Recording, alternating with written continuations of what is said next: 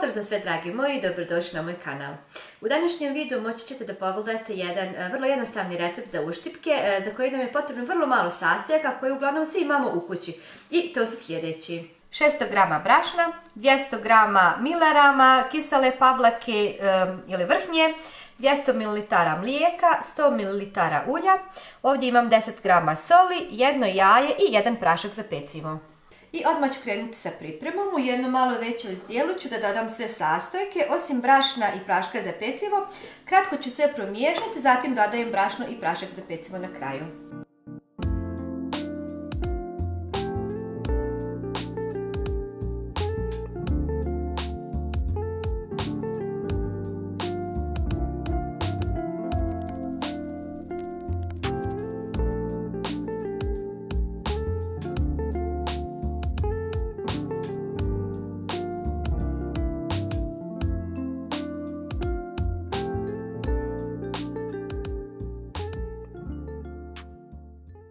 Kad smo sve kratko promiješali, sad uzimam prašak za pecivo i pomiješat ću ga sa brašnom.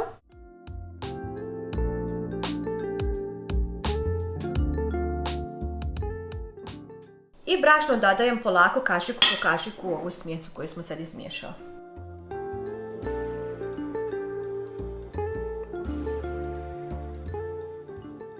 Ovo sve naravno možete da mutite i sa mikserom, ali ja ću danas da radim sa ovom miješalicom.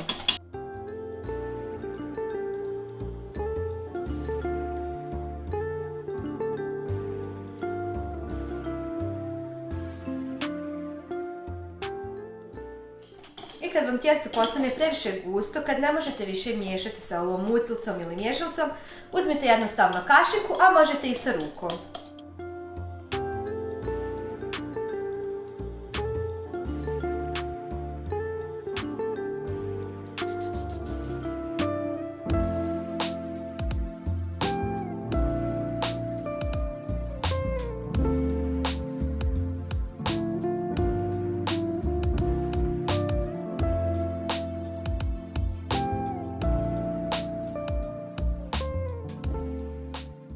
I kad smo sve dobro izmiješali, sad ću staviti malo brašna na radnu površinu i pobacit ću tijesto i kratko ga namladiti.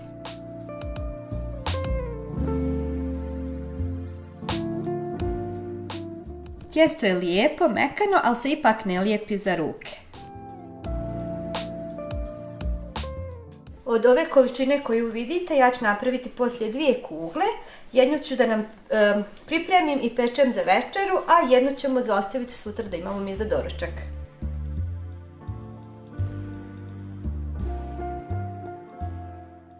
Zdjelu u kojoj sam ovo sve miješala ću malo da poprašnim. Vraćam ovo tijesto. Isto ću ga malo poprašniti. Ovako pripremljeno tijesto ću sad prekriti sa čistom kuhinskom krpom. I ostavit ću ga najmanje 2 sata da mi miruje, a najbolje bi bilo kad biste ga mogli ostaviti preko noći. Ali naravno ako ga ostavljate da vam preko noći stoji, preporučila bih vam da uzmete neku plastičnu posudu sa poklopcem i da ga tu ostavite da vam se ne bi previše isušilo.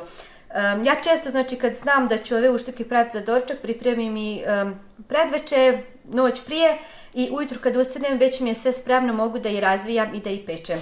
Ali pošto sad pravim u ovom slučaju za večeru, ostavljam mi znači sad najmanje na 2 sata da me malo miruju i onda ćemo se vidjeti poslije. I tijesto je spremno za razvijanje. Na radnu površinu sam već stavila malo brašna. Kao što sam već rekla, tijesto ću podijeliti na 2 dijela. Jedan ću sad da razvijem, a jedan ću ostaviti u plastičnu posudu i sutra ću ga razviti. Otprilike ću podijeliti na 2, ne mora to biti tačno. Zatim ću svaku sad napraviti kuglu, svaku dobro oblikovati. Jednu znači ostavljam, a jednu ću da razvijem.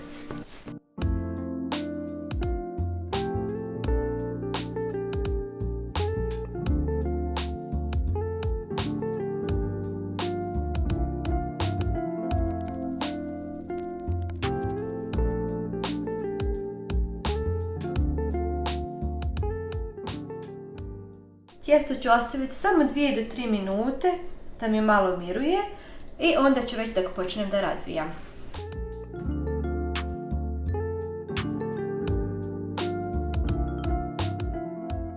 Tijesto možete da razvijete u obliku kruga, pravougaonika, kocke, onako kako vi volite. Zatim, ne previše tanko ga razviti i onda kad ga razvijete možete da ga režete sa nožem na željene kocke, kvadrate, romboide ili da uzmete da pravite sa čašom krugove. Sve onako kako vi volite po vašoj želji.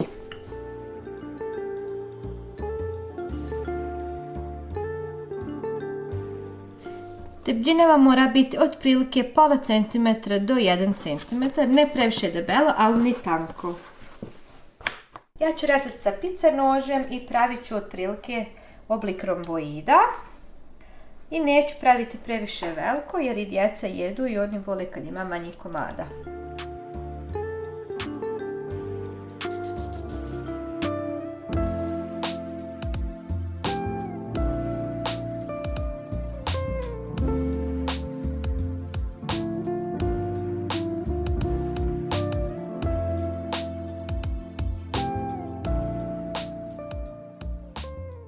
U jednu malo dublju tavu već sam stavila ulje i zagrijala sam ga. Zagrijala sam ga na najjači stepen, znači u mene je 9.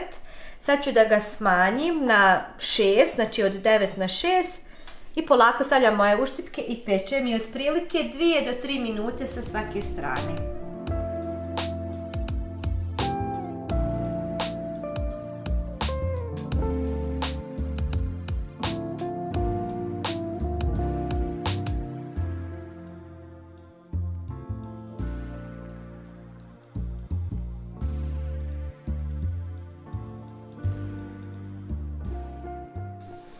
I pečene uštipke stavljam na ovaj ubrus da mi se ostatak masnoće ocijedi.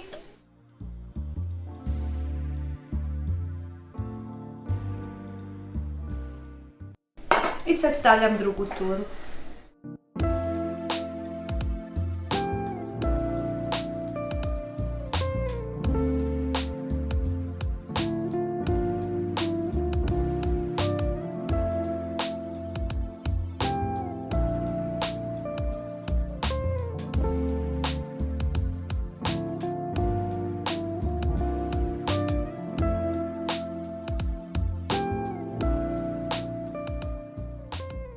I moji uštipci su gotovi.